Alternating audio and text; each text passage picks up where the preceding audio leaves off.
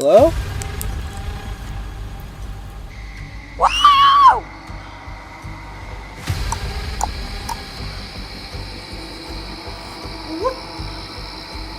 Holy, look what I finally found. So there's feathers in this cup, and then right inside there is wrapped with string. It's nearly 2 in the morning. Oh my god. Oh my god.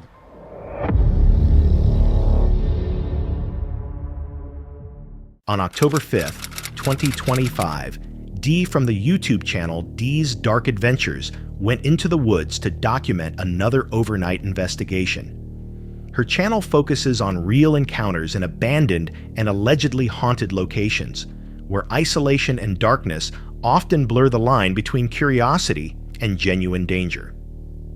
That night, she and Bear traveled deep into the forest toward the remains of an old livestock pen.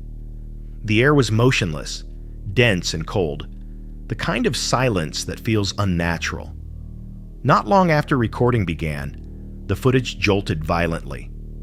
Something had already gone wrong before the night truly started. But those woods look closer than they are. What? Did you hear that? Listen. Holy smoke, look. Dude, turn. I just heard something come from the barn too, but that was 2 huge blacks. I wonder if it was answering the one back there. Did you hear that? That wasn't a gun, was it? Pap, one knocked and Like some little... dude, careful, you're gonna break your damn leg. I'm wondering if it answered the knock from that one over there. Yeah, I just heard something like walking right behind me. Dude, this place is crazy, I'm telling you. Screams, everything. Earlier, Dee and Bear had set up their equipment beside the collapsed pen, a site long abandoned, moss-covered beams, corroded nails, and heavy stillness surrounding it. They had barely begun filming when a series of knocks echoed from the woods. It wasn't the wind. The night was completely calm. I told you, when something landed on that barn and like took off or something, like a huge rock or something big, it had to be 80 plus pounds that landed on that. 80 pounds? On the barn, and it didn't break, it didn't bend, it didn't nothing. Like, it was just so heavy, it had to be something huge. And I'm just 80 pounds at least. If it was any bigger, it would have crushed it. All right. Is that an eyeball? Yeah. Is that a huge eyeball? Yeah. I'm sorry. Oh, wow, right. I'm sorry, my bad. I don't see it. We need to find a spot and sit and be quiet and watch. Put down some tadpoles. So far, we're the ones walking and they're doing stuff. I think that we walked into him knocking, but he would usually stop. I wasn't...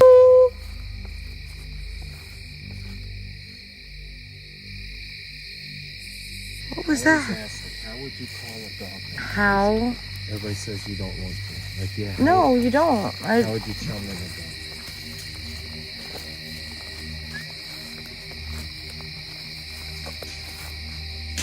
Whoa.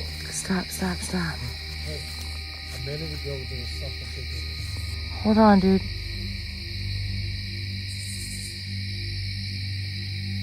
Did you hear that? That's a whole different thing. Alright. Yeah, last thing, I'll be listening over here.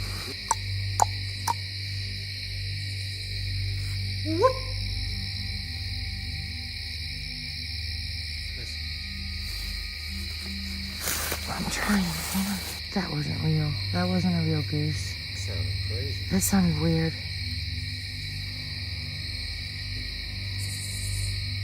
Is there water around here? There's a river, but it's way that way. Like a 30, 40, maybe an hour walk.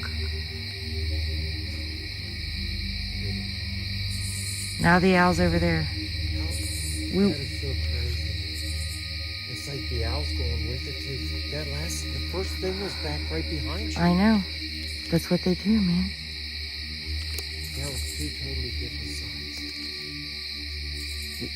Soon after, another sound followed, similar to ducks or geese calling nearby, even though there was no water anywhere close. 2 sharp impacts struck the pen itself, and Dee's camera briefly captured a faint yellow reflection deep in the trees, eyes catching the light. As they moved farther in, the trail disappeared beneath fog and fallen branches. A loud crack stopped them instantly. Dee's flashlight flickered, and then came a sudden impact. Something heavy, estimated at over 80 pounds, struck the roof above without leaving visible damage. My light is not dead. Oh my God. My lights are getting killed. Yeah, it's the second one. I've only got one left. Dang. All right.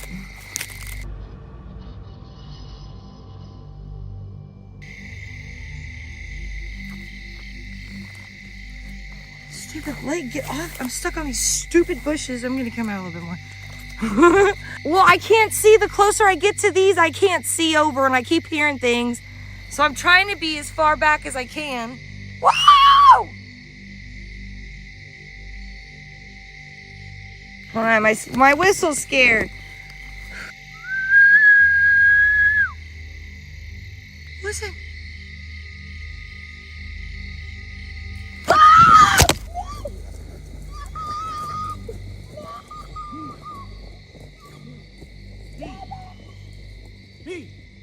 Ow, son of a... What the heck just happened? What happened? Hey! What just happened? Huh? Holy smokes, man, you're freaking way back here.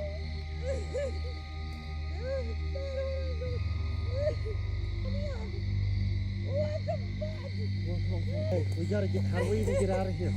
That drove you back? That was through a whole freaking field. Oh, my back is fucked. There's a path. It just yanked you right through all that. Where's my camera? I don't know. Oh my God, here. It's still going. Oh my God. It just drugged me.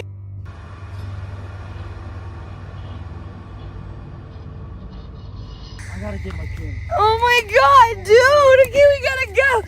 I have no idea. Get your bag. I'm trying. Go get your stuff. I got mine. Go. I got your one bag. Come on. It was thorns. Let me see. I don't want to let right now. We'll get to the truck. Go. Oh my God, my back is bleeding. I can feel it. It wouldn't let go until I said Jesus. As soon as I said Jesus, it let go. Hold on, I want to go. Are you okay? Sorry. Oh my God, dude, my bag. Okay, let's go. Let's go. Okay, let's go this way. I don't know. The forest went quiet again until a deep growl rolled through the trees. A sharp, rotten odor filled the air. Dee described feeling watched, noticing that one side of the trail felt colder than the other. In a nearby clearing, flattened leaves suggested something large had been lying there. Then came running footsteps, snapping branches, and a howl that seemed to move around them rather than come from one direction. Dee's camera caught the reflective eyes again, closer this time. Her light flickered once more, and a red glow appeared above Bear, roughly 6 feet off the ground. Then came movement, fast and violent. She was pulled backward, and the camera slammed into the dirt. The footage became chaotic. Muffled noise, frantic movement, signs of a struggle. Dee was injured. Then, abruptly, everything stopped. Moments later, her voice returned, shaken and strained, as they fled the forest, abandoning their gear. The recording ended in silence. Later, viewers pointed out a dark shape moving behind a tree and faint footstep sounds just before the attack. Many questioned why the activity stopped so suddenly at that exact moment. No explanation fully accounted for the timing. Dee later confirmed she suffered only minor injuries, but the complete raw footage was never released. Since that night, she has not said whether she plans to return to that forest. And as one viewer summarized, when you stare into the darkness long enough, it may eventually respond. On September 27, 2025, a new upload appeared on High Gear, a channel known for unfiltered off-road rides, crashes, and encounters caught entirely on helmet cameras. That day, the riders set out into the Italian countryside for what seemed like a normal dirt adventure. The sky was gray, the wind restless, and the path ahead slick from early rain. What started as another test of skill would soon become a battle against the elements, and endurance itself. The video opened with rough terrain, uneven hills, mud trails, and hidden rocks waiting beneath tall grass. Within minutes, the riders' tires began to slip, losing grip on the wet ground. As the sky darkened, the rain intensified. Visibility dropped, the lens covered in droplets. The rider cursed the tires, complaining they couldn't hold traction on wet grass. Still, he pushed forward, laughing under his breath, determined to keep moving. Hey, Vladimir found great ride. Yeah. Oh, be careful because these tires are not so good on the grass, you know. Good shit. We came to the more fucked up road than this one. I like it. Okay, this is a road, man. We need to get somewhere on this shit, but we gotta keep it slow because look at these rocks, and the suspension of this bike is so trash. Big ass motherfucker. Nice. Yeah, we get in it. I hope we don't end up, man. Oh my god, look at it where we are. Following the GPS, he tried to find a safer path through the woods. The route twisted into narrow passages lined with stone and mud. The uphill climb was brutal. The engine roared, wheels spinning helplessly. I gotta say, Vladimir didn't know that this bike has a ventilator too.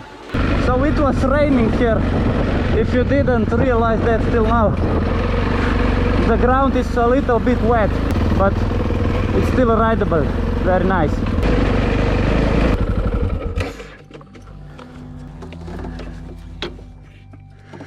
Oh my god.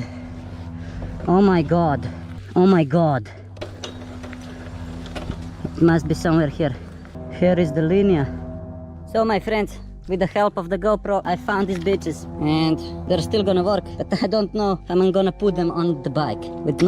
I have some tools in the seat, don't have a clue which ones. First of all, I got to turn around the bike and put it on the main stand. In middle of Nebraska, nigga lost his fucking motocross bike parts, man. Holy fuck, man. So as I said, the bike shuts down if the stand is put down and you put in first gear. That's some safety bullshit, you know? So I need something bigger than this shit, man. Okay, this is fucked already. Fucking hell. Guys, you know, oh, I did that like nothing. This fender is fucked. I mean spring. It's twisted. Probably because of the natural design, which is shit. Okay, whatever. We can continue. Holy motherfucker, man. Yes, good that I have the main stander too, man. I would have complications without it. I fixed that bitch, but what happened now is shit started raining, bro. Fucking god, man, it's fucking with me. That's some real enduro bullshit. Oh, bro, I feel the rain much more than earlier. Fuck off. Oh man, look at the rain. It started just now, man. When he finally reached the top, his voice broke through the wind, relief mixed with exhaustion. The narrow forest road forced him to slow down. The suspension creaked over loose stones. He mentioned the smell of mushrooms in the damp air and how the uneven ground made it hard to stay on course. By the 11-minute mark, something came loose. The headlight had fallen off. He stopped, lifted the seat, and began looking for tools. After a few failed attempts to fix it, he decided to move on. Following the dirt trail, he finally reached an open area, and there, standing alone on the hillside, was an abandoned house. He laughed quietly, half joking about moving in. Inside, the walls were stripped bare. The only thing left was a rusted bed frame.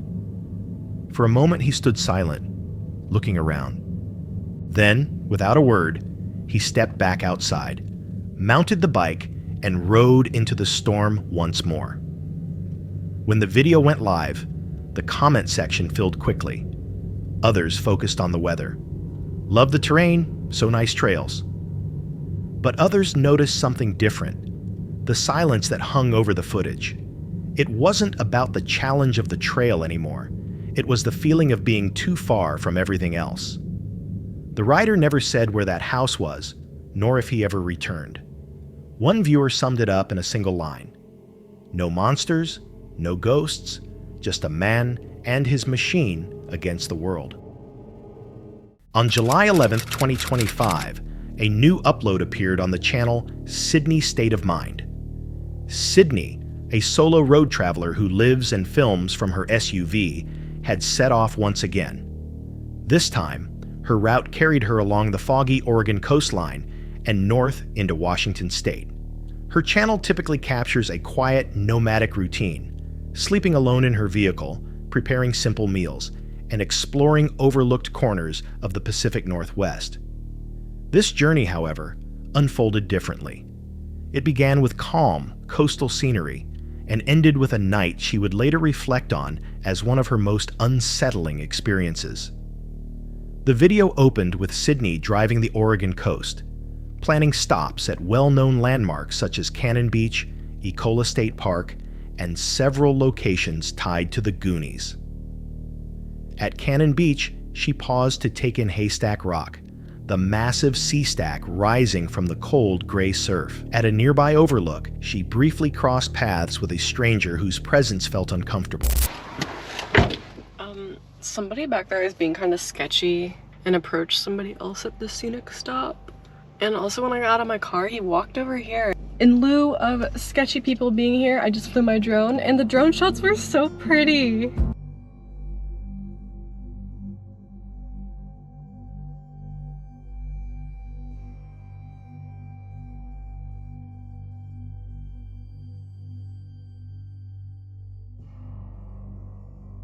It's time to move on.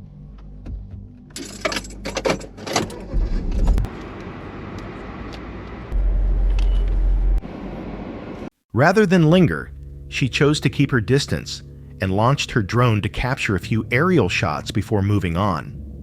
The footage that followed showed the coastline from above, muted, empty, and wrapped in mist. She continued north toward Ecola State Park, where the forest appeared dense and shadowed by low fog. Not long after, she walked along a quiet beach strewn with driftwood, where a lone grave marker from 1865 stood apart. Its inscription identified the burial as unknown, adding an unexpected heaviness to the moment. Farther along the shore, Sydney reached the remains of the Peter Iredale, a shipwreck from 1906. The rusted frame still protruded from the sand, surrounded by restless waves. She noted how time and weather had slowly reduced what was once a nearly intact vessel. Her route then took her to Fort Stevens, a coastal military site known for its historical significance during World War II, and later to Fort Clatsop, where Lewis and Clark spent a winter long ago. Along the drive, she spotted a coyote near the road in broad daylight, an encounter that left her uneasy, and later observed a herd of elk standing silently in an open field. After crossing into Washington, the atmosphere shifted. The campsite she found for the night felt neglected, littered with trash and soaked ground. While flying her drone, it malfunctioned and struck both her and the side of her vehicle. Though she brushed it off, the camera captured her attention repeatedly drifting toward the surrounding darkness. As the night wore on, the sense of unease deepened. It's nearly 2 in the morning and I don't feel safe here anymore. Something just kept telling me to leave that site. My gut just kept telling me to leave because I thought that I would be trapped here if I waited until the morning, trapped with a downed tree or something. Because it's raining and it's been raining all night, and there was a giant hill with leaning trees next to my site, so I just didn't feel good about it. So yeah, I'm leaving. I kept trying to fight my gut, but it just kept telling me to leave. I could just park there. That's like a good spot. Around 2 a.m., rain began to fall, and concern over the condition of the road prompted her to leave. By morning, she had driven miles away, exhausted, with the sky still overcast as she ended the trip near Seattle. Viewers later praised her decision to trust her instincts. Some pointed out the unusual daytime appearance of wildlife, while others mentioned the area's reputation for unexplained stories. Whether she avoided real danger or simply followed a feeling is unclear, but the stillness she left behind felt heavy.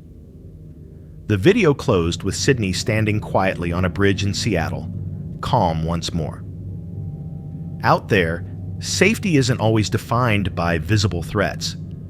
Sometimes it comes down to recognizing a feeling before anything happens at all. On March 20th, 2018, on a cold, rain-soaked night at Poco Lake in Indiana, solo camper Austin Armstrong arrived expecting little more than isolation, wet air, and the steady reassurance of a campfire. I just went out in the middle of nowhere at this campground at Potoka Lake in Indiana. I'm the only one out here. Obviously, it's kind of cold and it's projected to get colder and it's raining. But I like a challenge whenever I camp, and I've camped in much worse weather conditions than this. So I figured, yeah, why not? So here's my little site right there. The campground was deserted and the weather continued to worsen. But Austin welcomed the conditions, setting up his small campsite alone and settling in for the night. As the hours passed, the rain began to taper off and the fire slowly burned down. Wearing a headlamp, Austin moved toward the dark edge of the tree line to collect more firewood. So I got these logs here, and they're dry, but you can't just start a fire with just logs, you know? So you have to have all these like small sticks to get started. Well, everything's wet. So I'm trying to get it up and getting these small sticks and stuff burning. And once I can do that, then I can put this log back on, because I had it burning sort of earlier. Oh, this is a task, let me tell you. But the rain is...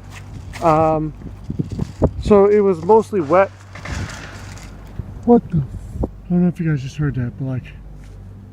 something literally just went boom over there. Holy crap. I gotta go check it out. I don't see anything. Hello? I'm trying to find a rational explanation too.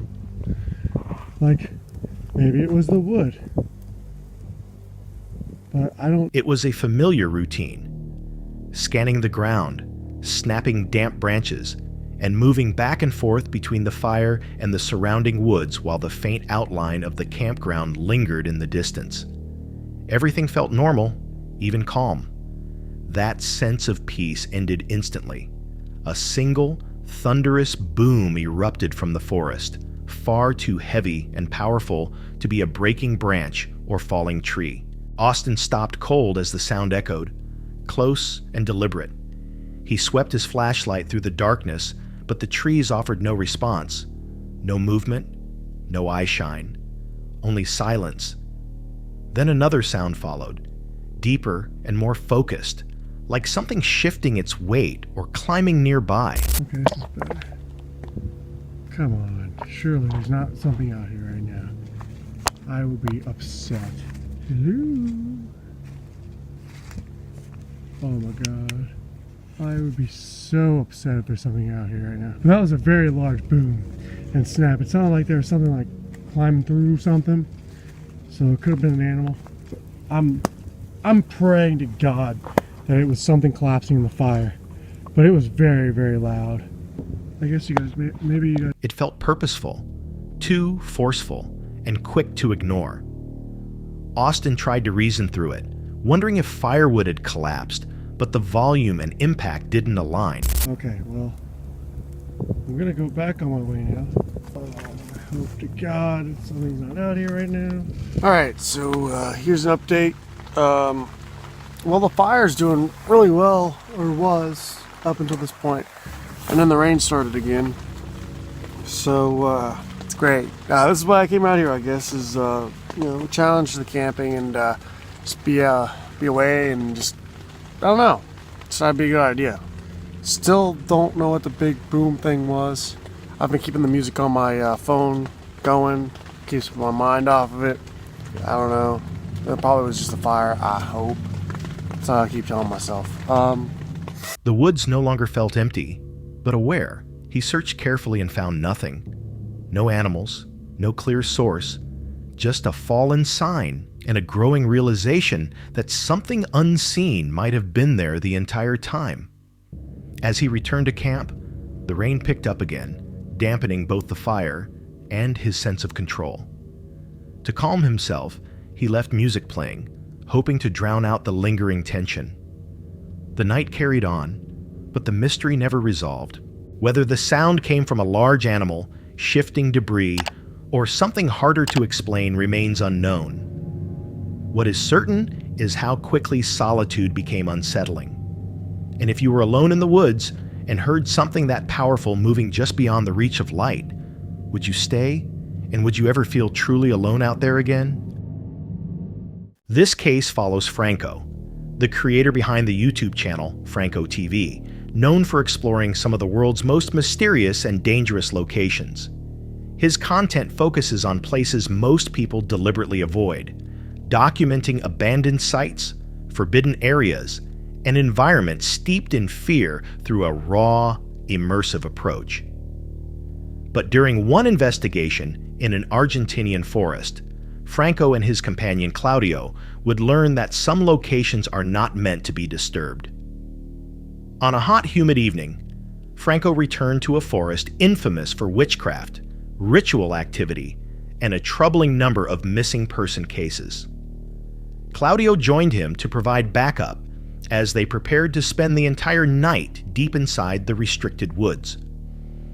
As daylight faded, the forest's reputation weighed heavily on the investigation. I made it with Claudio. Claudio, ¿qué tal? Hola. Right now we're going to be going into the forest and we're going to be going deeper into there. I just waited for him to get back, but it is starting to get nightfall and the time is now 5:52. On top of that, we also found out that there's a bunch of missing people that go on missing through this whole forest. Wow, that's dangerous.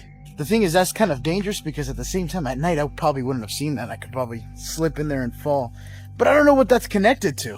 So a lot of this just goes to show you that the forest just keeps going on and on. The things that he was finding out about this place as far as missing people go.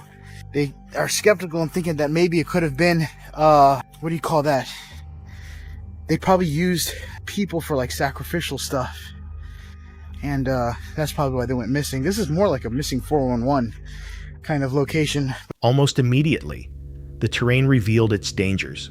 Just off the main path, they discovered a massive concealed pit, deep enough to seriously injure or kill anyone who wandered into it after dark.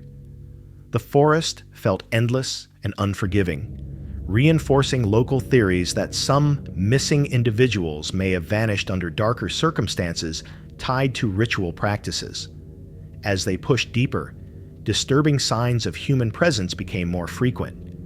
Discarded bags, old shoes, and clothing hung from trees, suggesting deliberate activity rather than random litter.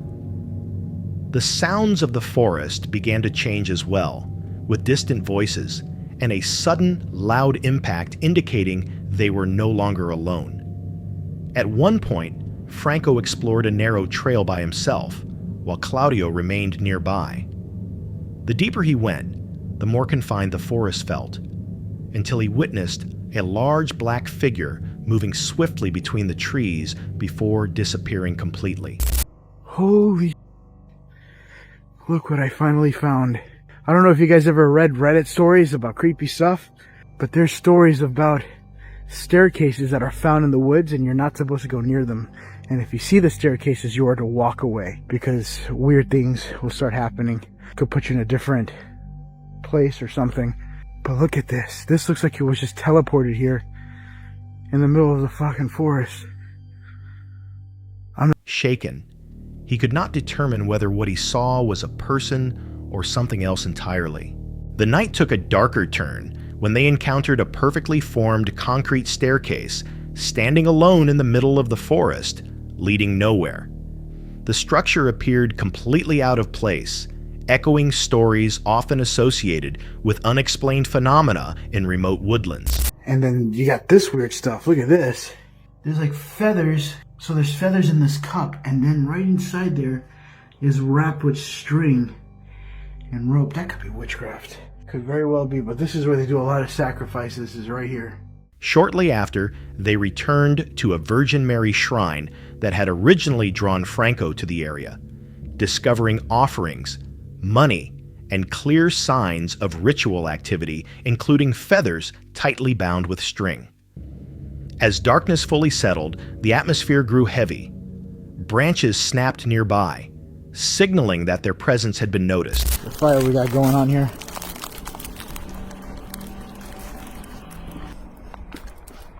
It was really muggy and humid. But the good news is that this fire... They built a small fire, hoping it would provide some sense of protection, but instead it seemed to draw attention. A piercing scream echoed through the forest, followed by unsettling silence, then whistling and faint singing drifting from deep within the darkness. You heard a scream?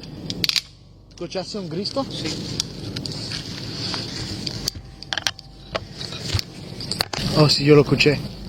¿También? Sí.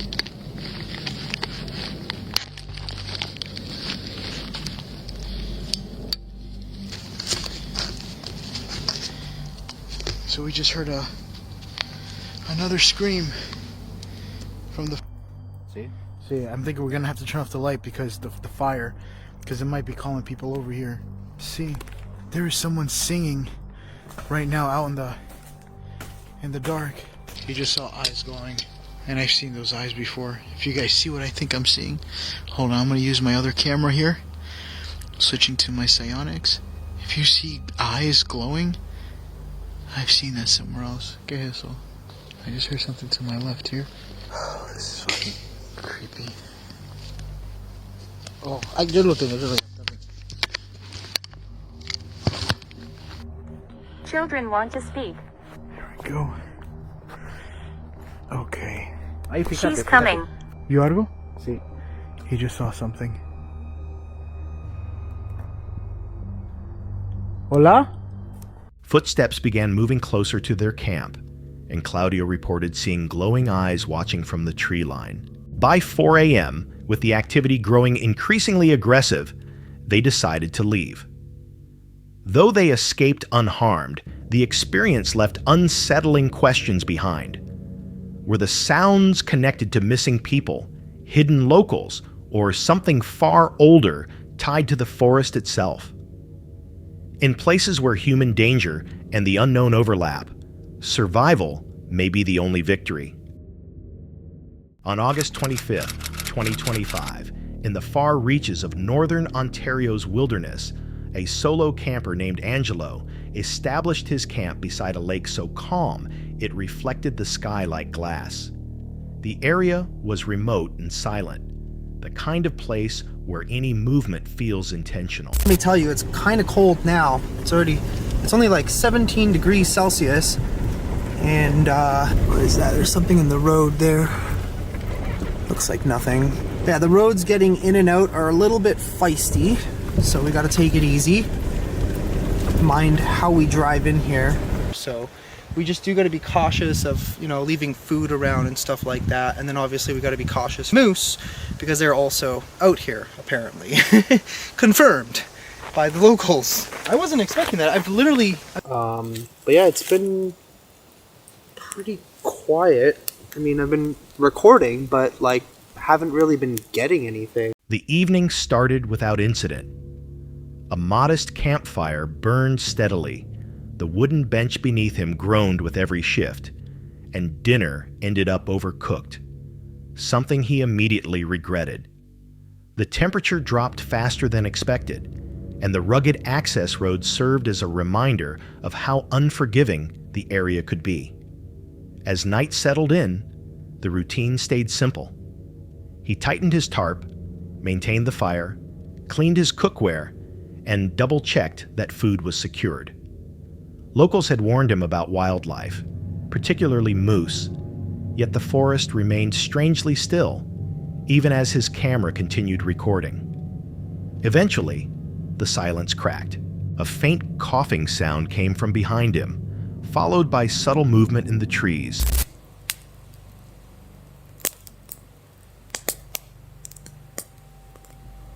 Why did it just sound like somebody coughed?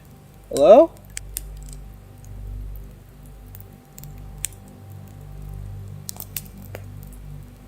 That was fucking weird. Somebody back there? Legit sounded like it was behind me.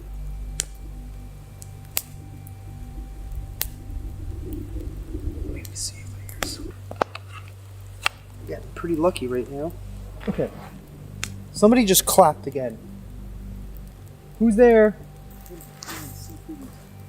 Bushes. Leo. Who the hell is Leo? Alright, I'm gonna go check. Hello?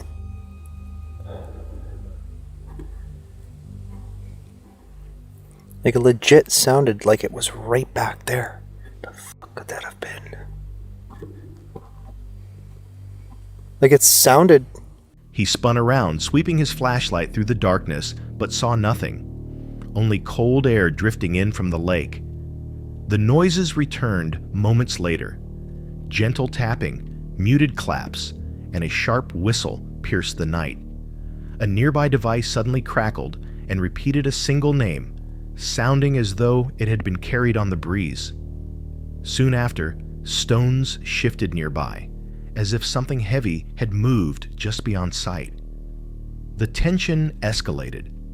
Angelo stayed close to the fire, rifle in hand, certain something was watching from the tree line. Each sound felt nearer than the last, circling just outside the firelight while never revealing itself. If we have a good connection to Starlink as well. But yeah, I just want to give you one more good view of the lake. It is so foggy this morning. It's crazy, super eerie. I didn't really hear anything else throughout the night, but yeah, this spot is creepy. So what I think I'm gonna do, there's another lake. By morning, dense fog covered the lake.